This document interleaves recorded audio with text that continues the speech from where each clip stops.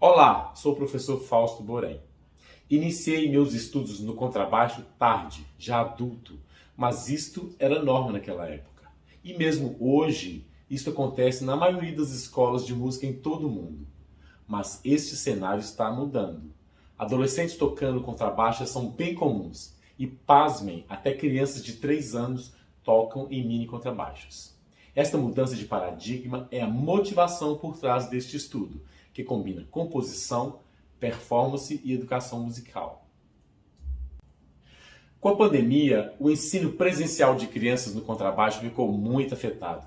Praticamente parou por 2 anos. Pensando nisto, comecei então a composição de uma série de duetos para contrabaixistas iniciantes, em que a criança utiliza somente cordas soltas, enquanto o professor ou a professora toca diversas técnicas que ajudam a evitar a monotonia da plateia e principalmente do aluno ao estudar, pois despertam a curiosidade, o mundo de possibilidades sonoras à frente no seu instrumento. Para o Congresso Mundial Online Double Bass Kids Festival de 2022, um evento online da Sociedade Internacional dos Contrabaixistas, criei 2 duetos baseados em gêneros populares, valsa e rock and roll. Ao utilizar somente o membro superior direito, braço, antebraço, punho, mãos e dedos, em arco pizzicato, o contrabaixista iniciante reduz sensivelmente a complexidade de movimentos. Reduz também o esforço cognitivo e a obrigação de controlar variáveis complexas com a mão direita, como realização de ritmos, afinação, com as formas de mão direita e mudanças de posição, e efeitos como o vibrato e o portamento. Essa limitação de tarefas é essencial na fase inicial da aprendizagem de qualquer instrumento musical, o que pode ser explicado pelo fenômeno Freezing Degrees of Freedom, ou seja, congelamento dos graus de liberdade. Ao aprender uma nova tarefa, as crianças intuitivamente congelam algumas articulações e músculos para focarem em um ponto apenas e achar uma solução para realizar essa tarefa. A partir dos 20 estudos para cordas soltas do contrabaixo, que é um método focado em um grupo reduzido de arcadas na corda, como détaché, staccato, staccato volante, portato e barriolagem. E arcadas fora da corda, como spiccato, spiccato volante e GT. Já no início do primeiro dueto, ASB Kids Go Warriors, o aluno tem a oportunidade de experimentar a responsabilidade de iniciar, dar o tempo e manter o tempo estável, uma das habilidades fundamentais do contrabaixista. Ainda neste dueto, embora não toque nada, a aluna aprende a desenvolver uma escuta ativa, pois deve ver e ouvir o professor ou a professora realizando um crescendo e um decrescendo, um acelerando e um ralentando, e segurar o tempo com uma fermata e retirar o arco do quiver ou embornal e se preparar para tocar com arco a próxima sessão. No compasso 17, gradualmente são introduzidas as técnicas de declamar e depois declamar e tocar em pizzicato ao mesmo tempo, uma habilidade muito comum no contrabaixo popular. Já no compasso 73, o foco está na habilidade de escutar a linha do outro e exercitar a alternância de vozes. Por 2 vezes, o professor toca uma pergunta e a aluna ou o aluno responde, e em seguida eles tocam em uníssono, realizando o encadeamento harmônico mais comum na música tonal, dominante, tônica. Já no compasso 13 do dueto ASB Kids Rock and Roll, as pausas são estratégicas para que o aluno tenha tempo para pensar e se preparar para o cruzamento de cordas na técnica da arcada barriolage com legato. Já no compasso 8 desse mesmo duo, as retomadas de arco no talão em martelé oferecem à aluna ou aluno a oportunidade de conhecer e tocar o tipo de arcada que se tornou icônica na sagração da primavera de Igor Stravinsky. No compasso 17, uma das mais atraentes arcadas, o GT, é utilizado em um contraponto de vozes complementares, no qual, ao mesmo tempo, o professor demonstra como realizar essa técnica. Finalmente, o dueto termina com a técnica estendida de tocar e gritar ao mesmo tempo. ASB Kids Rock and Roll! Concluindo, este é um estudo que fala, para citar Swanwick, sobre a importância de crianças iniciantes fazerem música e se sentirem musicais desde o primeiro dia no contrabaixo. E com aqueles que costumam ser seus maiores modelos, os professores e as professoras de contrabaixo. Obrigado por terem assistido. Olá a todas e a todos, me chamo Fernando Bresolin e vou falar sobre o sequestro do corpo na pedagogia violinística, metodização, canonização e o mal do violino. Então eu vou começar de trás para frente, falando um pouco sobre o mal do violino. Então esse é um termo que a Dominique Ropenot traz no seu livro. O seu livro é intitulado O Violino Interior. E o primeiro capítulo desse livro, ela intitula como O Mal do Violino.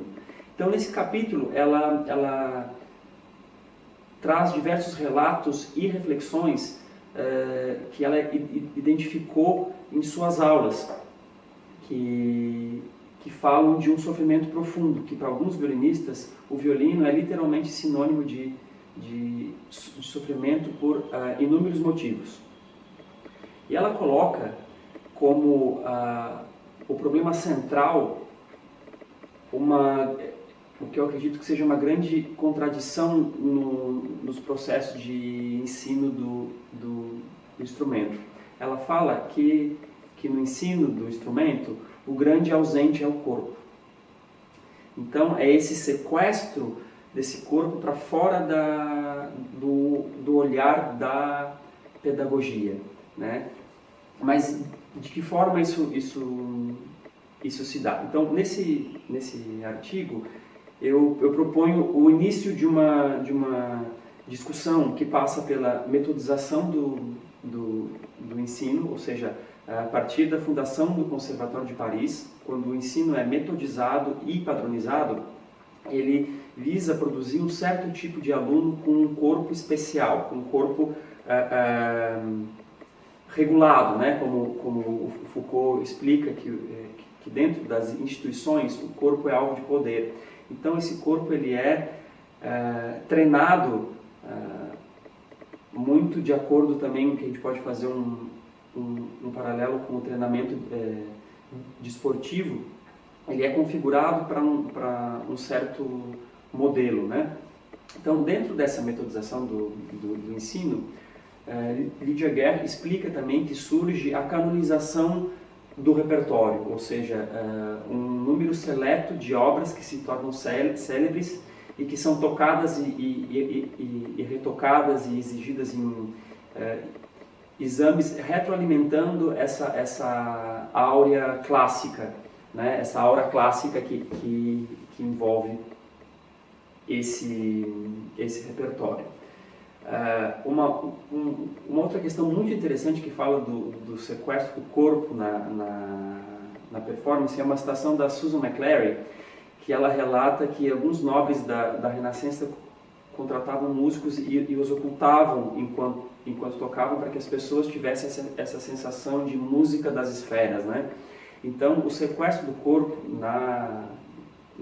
na performance, essa ausência do corpo, essa invisibilização, ele não é uma coisa do século XX, né? É um processo que vem sendo construído ao longo de muito tempo. Então todo esse processo de metodização, canonização, não são as únicas questões, mas são questões muito importantes e prementes nesse processo que a Dominique Ropenot conclui que são as causadoras do mal do violino. Então, nesse sentido, qual seria o bem do violino, né? Porque eu, como violinista, como professor, eu quero me sentir bem tocando, eu quero que os meus alunos se sintam bem, né? Então, a Dominique, ela fala dessa reunião, dessa harmonização de corpo e mente, que é o grande dualismo do século XX, né? Essa cisão entre corpo e mente. Então, lá na década de 80, ela já está propondo essa reunião. Então, eu acho que aí é que a gente pode iniciar uma discussão dessa busca pelo bem do violino. Então, Então, obrigado e nos encontramos virtualmente.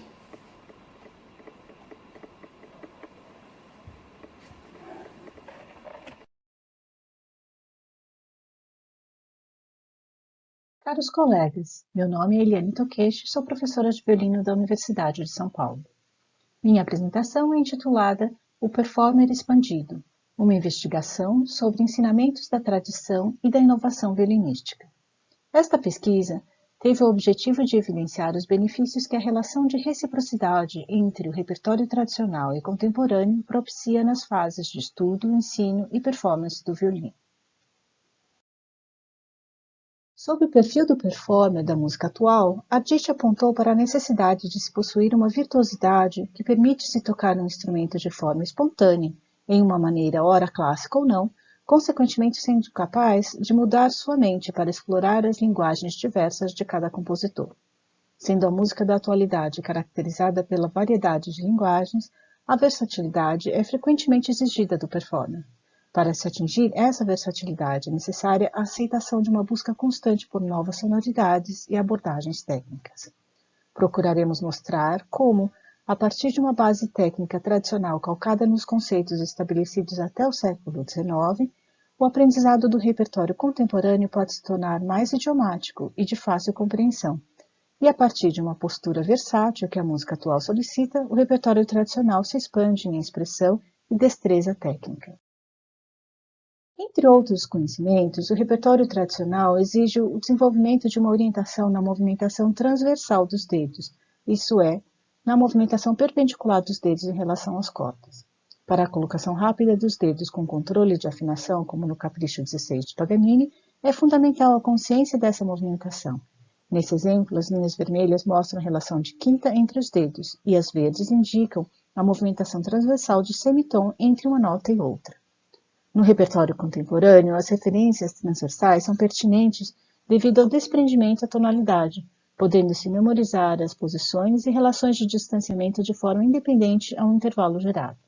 O excerto da Chacona, de Penderecki, exemplifica como a compreensão da relação transversal em relação de intervalo de quinta, marcado em vermelho, simplifica a execução.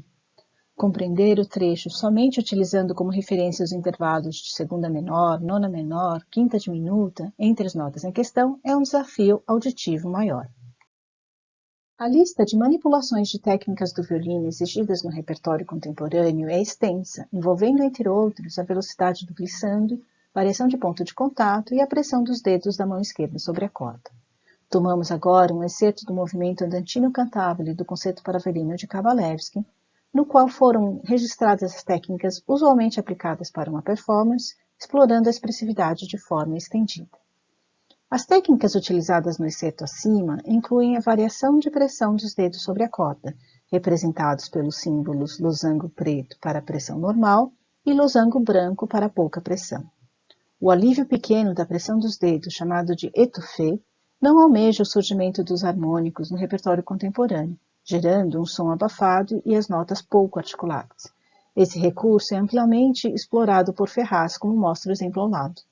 No excerto de Kabalevsky, tirar levemente a pressão dos dedos sobre a corda logo antes da mudança de posição permite que o movimento ocorra livremente. Também influencia a condução do portamento, pois sem emissão clara das notas durante a mudança de posição, o intérprete pode manipular o glissando, escolhendo sua velocidade e duração. A notação empregada para os glissandos é inspirada em grafia usada em obras do repertório atual, como na peça de Takahashi, em que a inclinação da linha indica o momento de realização do glissando. A manipulação de velocidade e amplitude do vibrato pode aprimorar a condução do fraseado. O trecho de Miniaturas de Penderecki exemplifica uma forma de notação para a variação desses parâmetros no vibrato.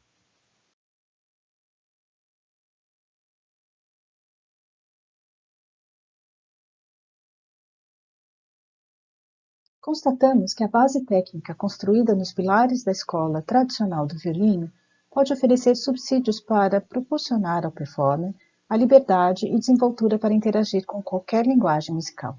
Durante a pesquisa, foi possível também observar que a inclusão do repertório dos séculos XX e XXI enriquecem a investigação na construção da performance, na elaboração técnica e na criação de mecanismos didáticos, formando um performer com visão expandida que compreende seu papel como protagonista em suas tomadas de decisão. Obrigada.